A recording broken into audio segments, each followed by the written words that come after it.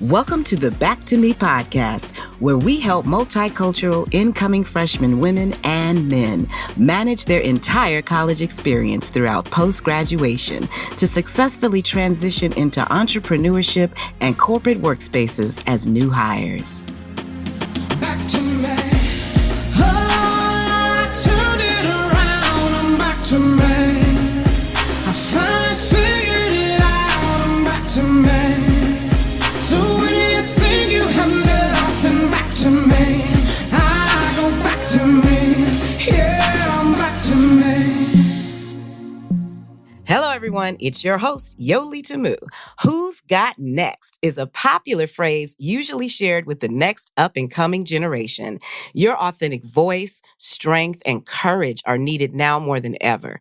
In this week's episode, we are joined by well-known and highly sought-after youth development consultant, Meg Pitman. Ms. Pitman shares how the confidence and candor of young adults inspired her to pursue a career in youth leadership that eventually led to working with youth in partnership. Find out what assets you will need to recognize and develop within yourself so that you can break through and lead the life of your own design. Enjoy.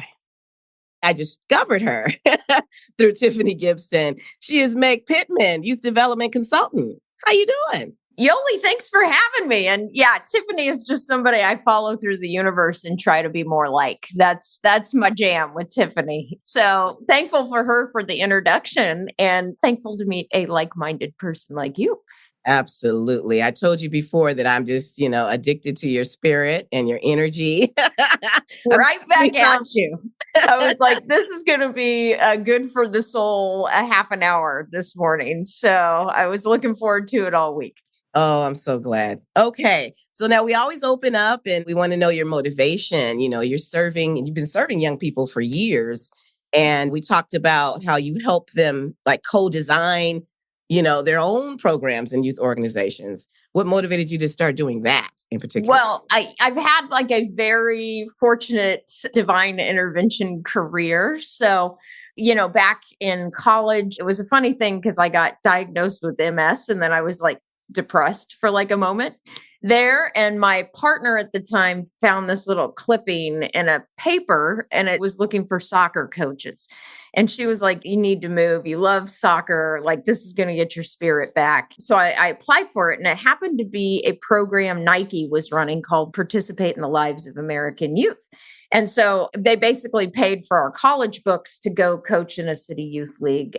And from that, I got hired into Nike with a really phenomenal leader who led the team in a way that I was like, I was 19 and my ideas counted as much as like, the VP in the organization. And he was so humble, no ego. So the whole community affairs team sort of worked like that. We used to have things called feasts, which are future enhancement and strategic thinking sessions, and everybody's idea counted, and I was like, oh, this is cool. This is fun. And, I was thinking, oh, this is like, I'm kind of got a foot into a career. And then they sent me to the Northern Cheyenne Reservation to see what girls' sports were like, which was super cool. Nike at the mid 90s was doing a ton around Title IX.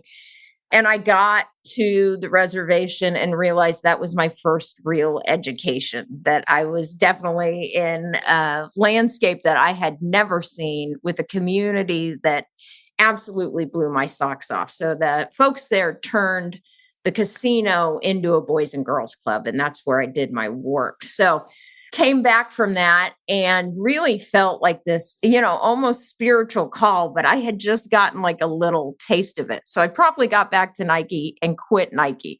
Well, took a little sidetrack because I tried to make the 97 Olympics in snowboarding, and that went so well that I'm a youth development professional. That's my joke, but it was the best thing. What really happened was I got there and then I started working for an organization called Snowboard Outreach, where the whole point of it was to bring the mountains, and I love snowboarding, and that's a spiritual, it's like moving meditation is how I think about snowboarding and the outdoors. And I was like, there's a lot of communities that don't get access to this. And that whole organization was about that.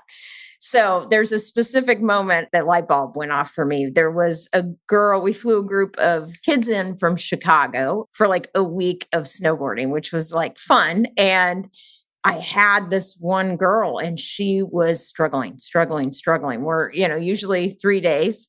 And we were on day 5 and she was just really having a hard time with it. And we just got her, like I was working with her and just got her standing up and going straight flat for 10 yards. And that girl's like excitement and feeling of accomplishment. And it wasn't me who got her to do that. She had the ideas because she knew what she needed. So I was driving home from that and the world sort of stopped. And I don't know how to explain it, but there's a thing that happens when you're working with youth and things go right and the world just sinks for a minute. Like it's a cellular thing. Like you'll talk to youth development people about this and they'll bring up a specific kid. And it occurred to me like, oh, that was awesome. We had this like amazing thing. And it was her thing. It wasn't my thing. Like she knew how to get the thing going.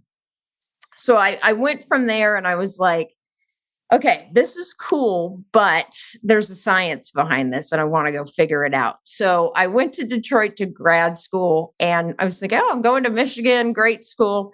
And guess what? My real education didn't happen in the classroom there. It happened when I went into Detroit and I did gang intervention and community mobilization was my thing. And again, I walked into a room full of kids, not kids, really young adults. They were, 16 through 21, 22.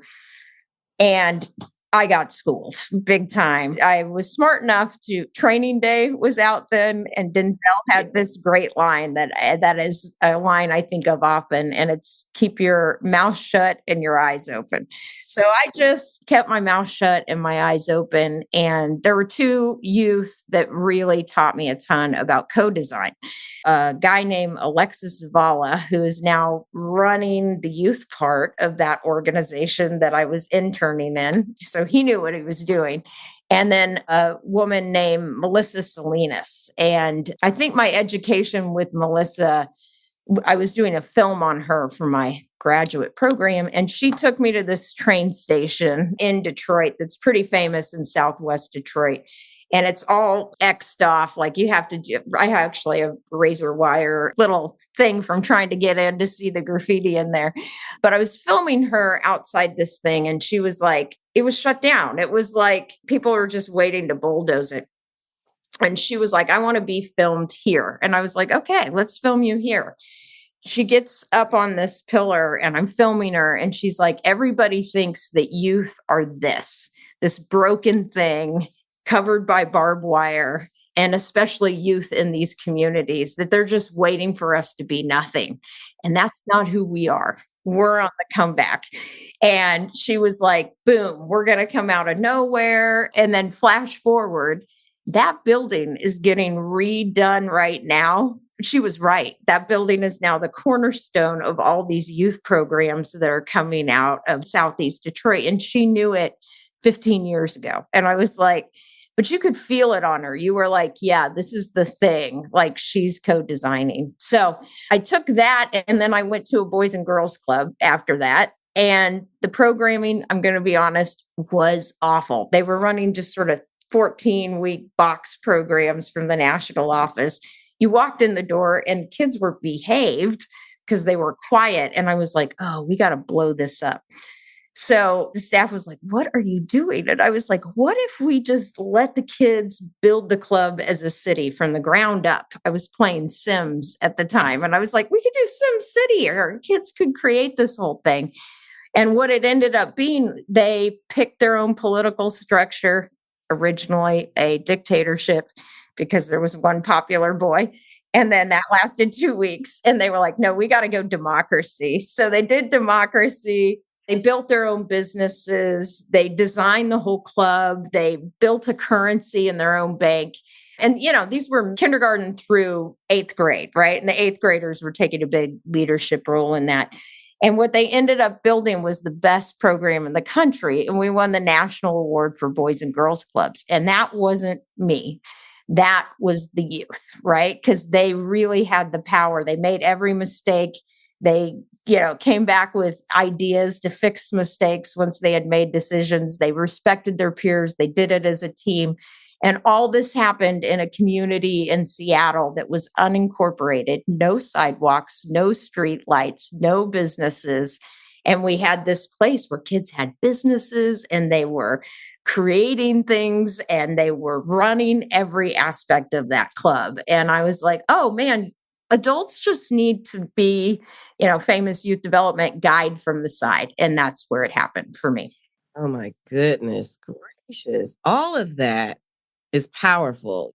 The fact that you found youth development through that experience, just through these random experiences. Well, it's like the universe keeps throwing me. It kept throwing me into youth development. Every time I tried to do something, every time I tried to do something a little different, I just got sort of, it was a calling back to, this place. And so it's such a privilege to be here. And anytime you're working with youth and that light bulb goes off for somebody or they have a light bulb go off for you, it's just this constant cycle of learning. And, I'm not sitting at a desk getting bored, crunching a spreadsheet, right? I have the privilege of being in communities and now working with young adults. And my job is mentoring them to do the work of youth development. So that's what I was going to ask you, because for you, like you said, it takes a certain type of heart. It takes a certain type of person to just, like you said, listen. Yeah. There's a lot of information in a young person. So it's all there, right? Mm-hmm. Mm-hmm.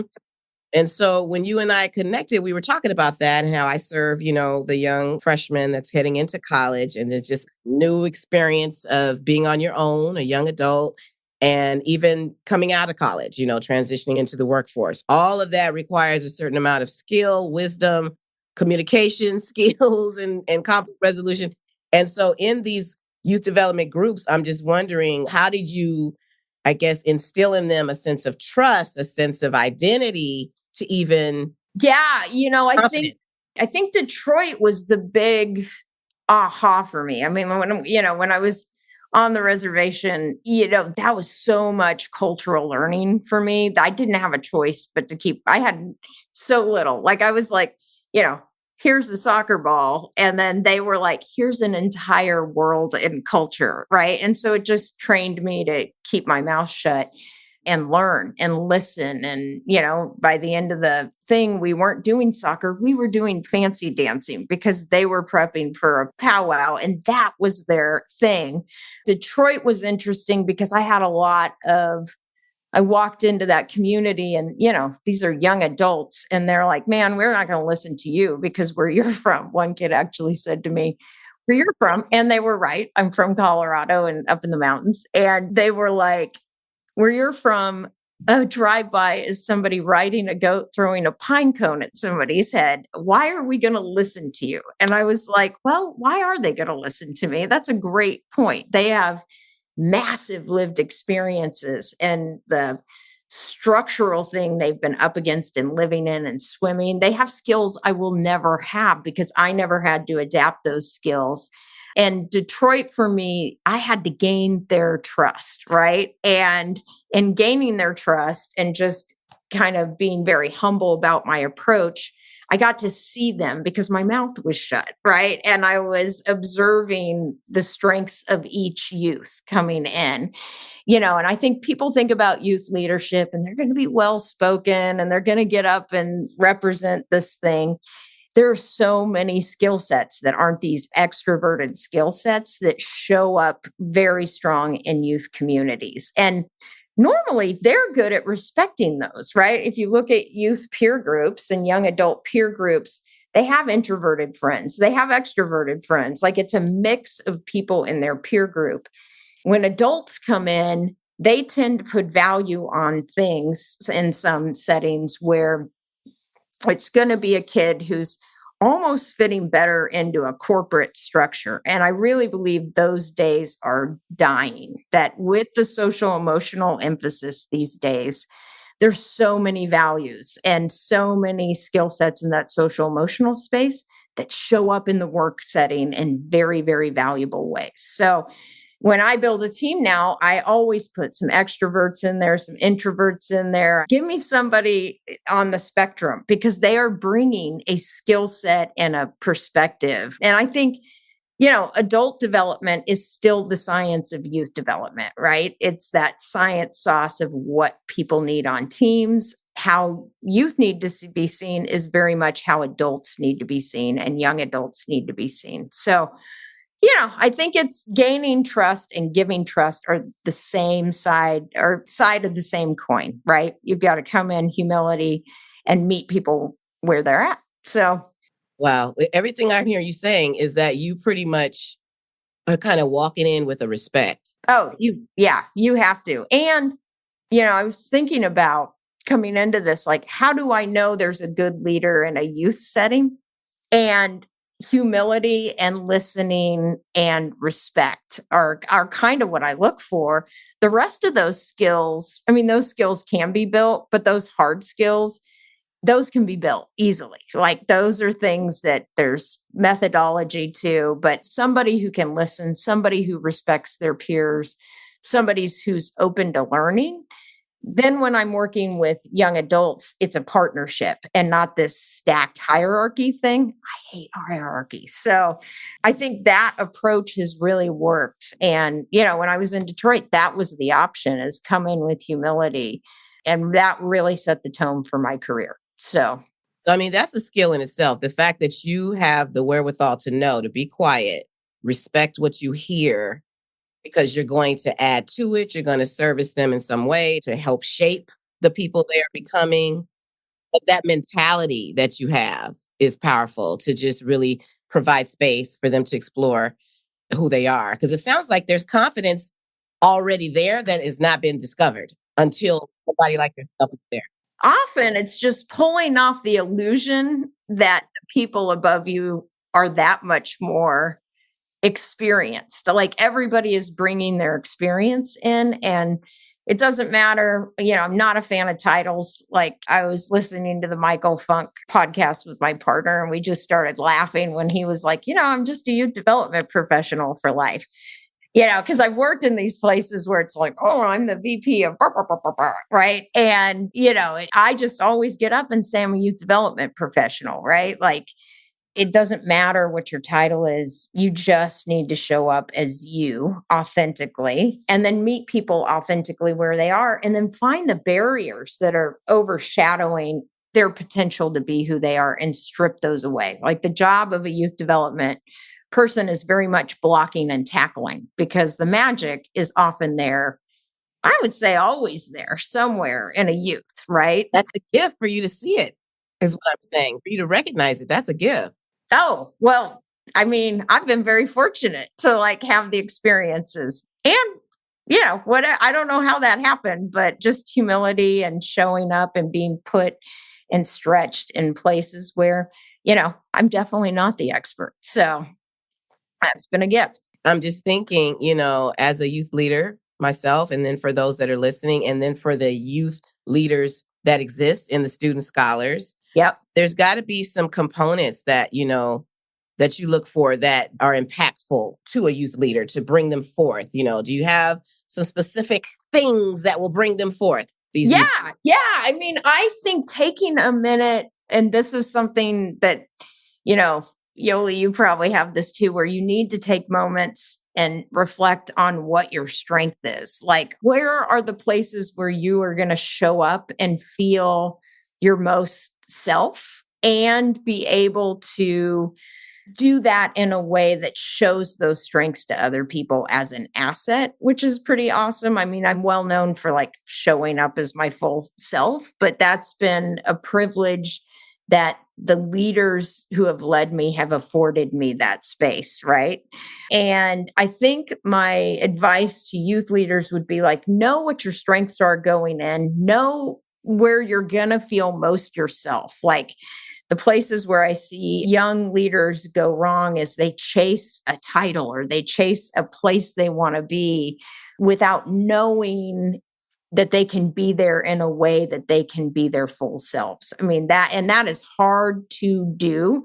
And as a young leader, you've got to kind of test that, right? Like, I'm going to follow this and see if it works and know if my strengths aren't being utilized. How do I communicate to, advocate for space for myself? Also, knowing that it's okay to pivot, right? Like, if you try something and, I'm a quality improvement person at heart. So if you try something and it doesn't work, it's not the end of the day. Go find something better, because your calling will be in a place where you show up and you have joy and your spirit feels right, which sounds so amorphous. But it's, all of those who have had jobs as adults and you spend a lot of time in a job, who you are in that job should not be radically different from who you are in the evenings, right? Like, something has to tie that so that you are a full person during the whole day. And that's going to take time, and it's going to take testing, and it's going to take pivots. Like, I've taken jobs that I'm like, my resume is funny because there's these little 1-year blips where I'm like, yeah, this will feel good. And then I chase something and I'm like, nope, backing that out, right? So I think showing up, respecting not only your leader, but how you respect your team and your peers is a huge thing, because a coach is one thing, right? Just go back to a sports analogy. But on the field, it's all your peers. So how do you show up? How do you leverage them? How do you build that team? Because everybody's responsible on a team for building a culture. So, I think it's showing up somewhere that you're going to feel like your assets are actually shining, and knowing that maybe you have to advocate for getting some stuff out of your way so that you can show up, right? So we tend to get on these paths and be like, yeah, I'm going to chase this job because it's this path. And just knowing that it's okay to, like, hey, I'm really good at this thing. This is an asset I have. Let me bring this to the table. So peers, advocating for your strengths, and showing up somewhere you can be a little more authentic, I think, is key. This is good, because I was thinking, as you were talking about youth leadership, that on the college campus, there's a lot of student organizations. Yeah. That's one of the things that is encouraged, that when you get to the campus, look for a like-minded organization. But what I'm hearing you say, you're developing the leader within. So maybe they can start their own organizations. You don't always have to be a part of one. You can start one. But I like just hearing the components of what are comprised in a leader, so that they're not so anxious when they come to campus. Because that's the thing. The kids are so anxious when they come to campus. But start developing these leadership skills within, and it'll help them either own or branch out. A little bit of time figuring out what's going to make you feel sort of right? What is the peer culture? What is the group?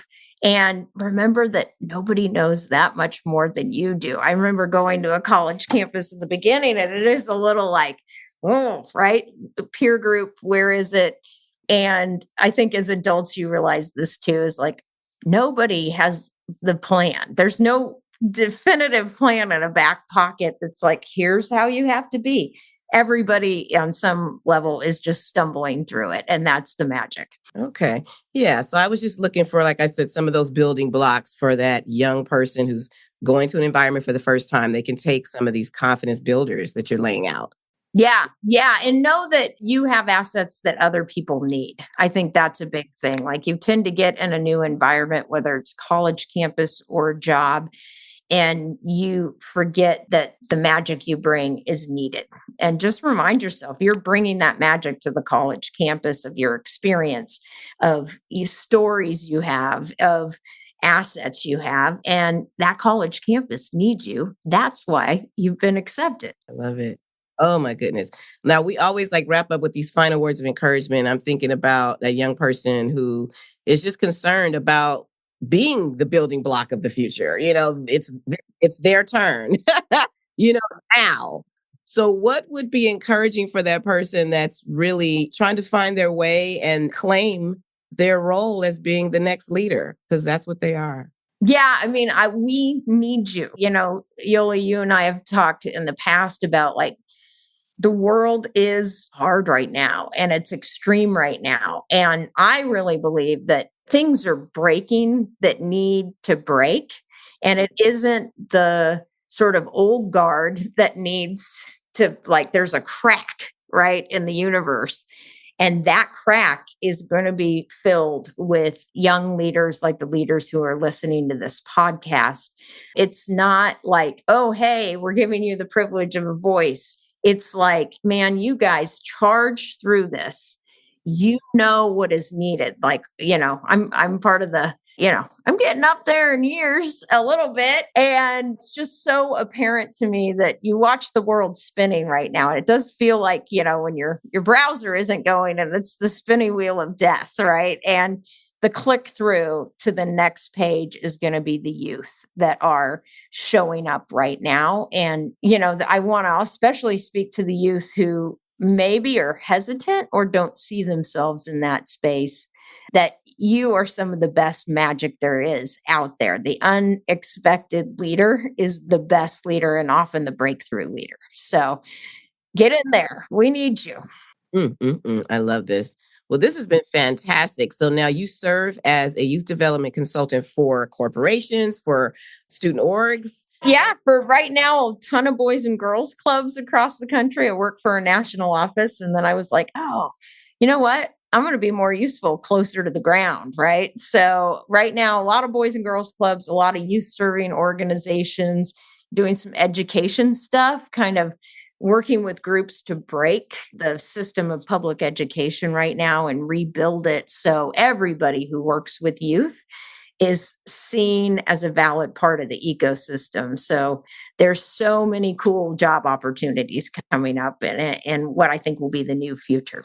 Oh, fantastic. So now if our listeners that are starting youth organizations might want to reach out and get some tips from you, can they email you? How can they connect? Sure. They can get me at Meg Pitman or meg@pitmanconsulting.org or hit me up on LinkedIn, just Meg Pitman. I'm the one sitting there in a t-shirt, not looking very professional, laughing. So if somebody's smiling in a t-shirt, that's me. Okay, so cool. I really appreciate you. Like I said, this is pretty cool that you have such vast experience. And so for these youth leaders to have access to you and just young people in general to have access to you, you're a beautiful spirit and I appreciate you. Oh man, right back at you, Yoli. I appreciate the opportunity to connect and this was spirit filling and I totally appreciate the opportunity. Oh, fantastic. All right. So I'll be in touch with you very soon. Thank you so much. Thank you. All right. You take care. Bye-bye. Thank you for joining us. Remember, things are breaking open that need to break so that your authentic and magical self can fill in the gap. For more information about other episodes, be sure to subscribe to the Back to Me podcast, College and Beyond. I'm your host, Yoli Tamu. Leave a review at the end of this podcast, and if you would like to learn more about other special events, join the Back to Me podcast Facebook group, or simply text Back to Me to 833-206-4565. Until next time, be well.